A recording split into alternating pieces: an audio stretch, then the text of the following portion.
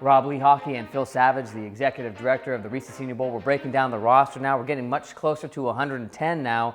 We're going to go by position here, and we're talking offense in this particular segment. Let's start at the quarterbacks, and one of the newest commits we've had in the past week, Dak Prescott out of Mississippi State. Yeah, Dak Prescott, one of the all-time greats from Mississippi State, had a terrific senior year, and he's got to prove that he can transition out of the offense that he played in Starkville here in Mobile with the NFL scouts. I think people are very interested to see him do that here. A lot of depth in the senior class at the quarterback position. I don't know that there's any high-end, first, second picks in the draft, but to me there is a lot of depth in this quarterback class, and I think the competition is going to be keen from our game all the way through draft day. All right, running backs. I know you got to see this kid recently from Navy, Chris Swain. Yeah, Chris Swain, of course, is the fullback in Navy's option-style offense. And while Keenan Reynolds has gotten most of the attention, and deservedly so, Chris Swain actually projects to the next level as a potential running back / fullback. But we invite him as a tailback,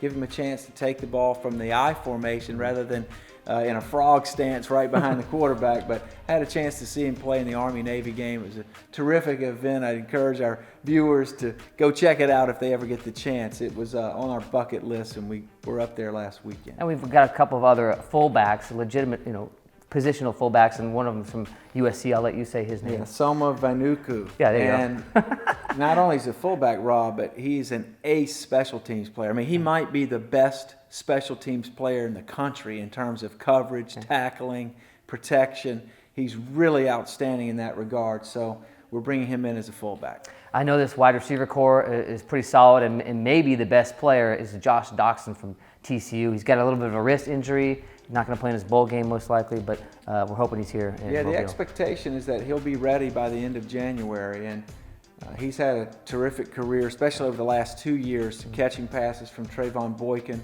the quarterback. But Josh Doxson, 6'3", 200 pounds, can elevate, go get the ball, make the contested catch. So we're very anxious to see him. And of course, the NFL scouts want to see, does he have the quickness to separate from these man-to-man covers? He's got a great story, a former walk-on. All right, how about the big boys up front?